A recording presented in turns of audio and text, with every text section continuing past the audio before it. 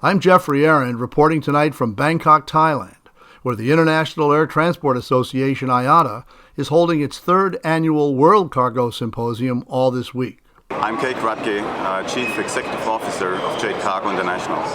Could you tell me what the top priority right now is with Jade Cargo and how things are going in 2009?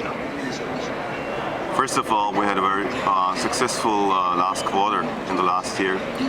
So we managed to stabilize our operation ahead of schedule.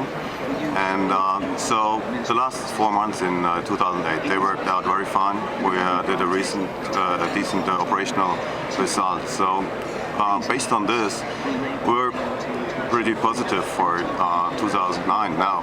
Like everyone else realized that things changed. Now the biggest challenge what we see, of course, like anybody else, we have to stabilize our commercial part. Meaning to look where can we pick up capacities, maybe open up new lines and routings. Mm-hmm. And how many aircraft are you flying right now? We're still flying all of our 6 aircraft. Mm-hmm. Frankly, we reduced a little bit of capacity already. Now we're trying to make up plan A, B, C, what might be then the case in the future. Air cargo is usually thought of as an early indicator of the end of a recession or a reduction in business.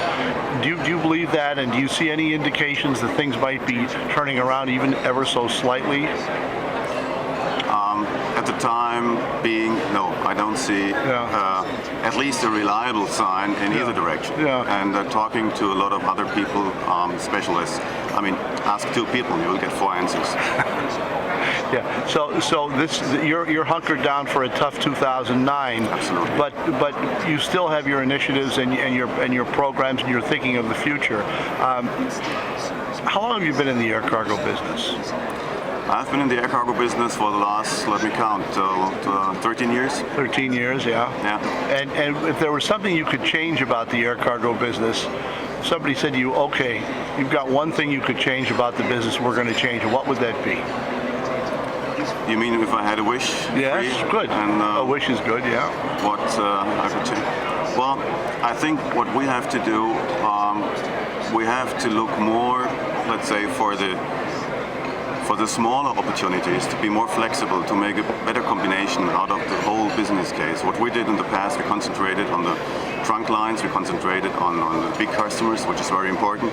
But I think now, since times have changed, we need to find also smaller opportunities and put them together in a basket of our business model. We might want to be better entrepreneurs. Well, you could put it that way. I mean, I would put it be more flexible and more open. What business did you come from? What did you do before you were in the cargo business? Well, I started with Lufthansa, the passenger division, and actually I was flying as a pilot for the first 16 years of my aviation career. Cargo pilot? No, passenger. And then in 1994, then I changed to Lufthansa Cargo, and there it started then. So you came from the bridge to the main deck, and what surprised you? What surprised you about coming back and coming into the cargo business from being a pilot?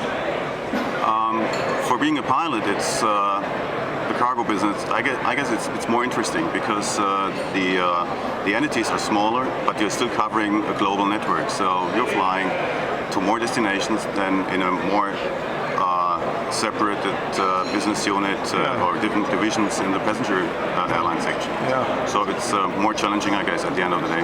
What's your vision for Jade Cargo moving forward into the future? The vision for Jade Cargo, let's assume now we're right to stormy waters, and we'll see better times in maybe 1 or 2 years. So definitely we have to see Jade Cargo as a Chinese carrier. We have to take advantage out of our positioning in one of the biggest and best performing markets still worldwide, globally, and we have to take advantage out of our abilities to use Chinese traffic rights, to use the Chinese location in a global way. So this, I think, is we have to establish Jade much more as a brand working out of China and becoming bigger and more dominating in this area. If you'd like further information on developing air cargo topics, go to www.aircargonews.com. If you'd like a free subscription to Air Cargo News and to our thrice weekly publication Flying Typers, write to me, Jeffrey, at aircargonews.com. In the meantime, thanks for watching, and keep 'em flying.